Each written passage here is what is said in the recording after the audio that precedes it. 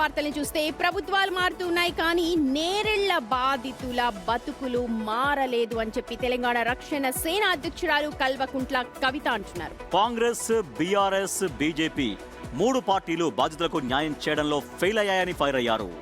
ఎన్నికల సమయంలో బాధితుల పేరుతో ఓట్లు అడిగిన సీఎం రేవంత్ రెడ్డి ఇప్పుడు వారిని పూర్తిగా మర్చిపోయారంటూ ఆరోపిస్తున్నారు ఆమె.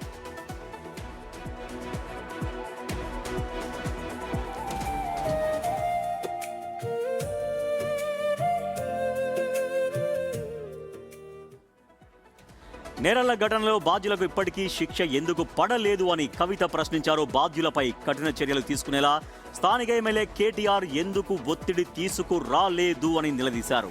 జాతీయ ఎస్సీ కమిషన్ నివేదిక ఏమైందో కేంద్ర మంత్రి బండి సంజయ్ చెప్పాలంటూ డిమాండ్ చేస్తున్నారామె. బాధితులకు న్యాయం జరిగే వరకు పోరాటం ఆగదని, అవసరమైతే బాధితులతో కలిసి ఢిల్లీలో ఉద్యమం చేస్తానని స్పష్టం చేశారు కవిత. ఉన్నటువంటి ముఖ్యమంత్రి రేవంత్ రెడ్డి గారిని సూటిగా ప్రశ్నిస్తున్నా, బండి సంజయ్ గారిని సూటిగా ప్రశ్నిస్తున్నా, కేటీఆర్ గారిని సూటిగా ప్రశ్నిస్తున్నా.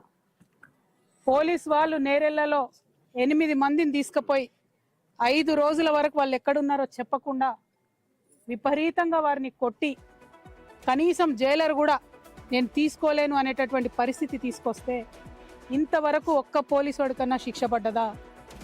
ఇంతవరకు ప్రభుత్వాన్ని, చట్టాన్ని తమ చేతుల్లోకి తీసుకున్నటువంటి ధనదాహంతో ఈ దమనకాండ జరిపినటువంటి వారికి ఎవరికన్నా శిక్ష పడ్డదా? మరి స్థానిక ఎమ్మెల్యేగా ఉన్న కేటీఆర్ గారు ఎందుకు శ్రద్ధ చూపించలేదు? కవిత లేవనెత్తిన ప్రశ్నలకి ఎటువంటి రియాక్షన్స్ వస్తాయో, బీఆర్ఎస్ నుంచి ఎట్లా వస్తాయో, కాంగ్రెస్ నుంచి ఎట్లా వస్తాయో, బండి సంజయ్ బీజేపీ నుంచి ఎట్లా వస్తాయో చూడాలి. ఇక